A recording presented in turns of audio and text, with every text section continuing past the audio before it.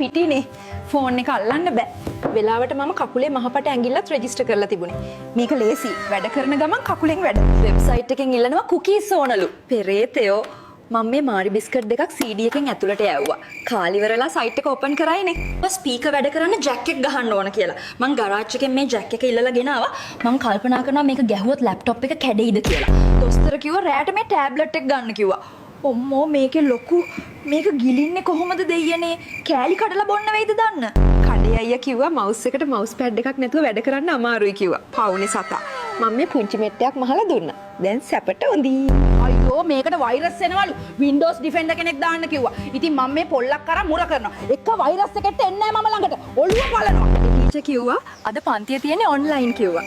ඉතින් මම ලැප් එක රෙදි වැල උඩින් තිබ්බා. ළමයෝ එන්න. වැල උඩ පන්තිය පටන් අරන්.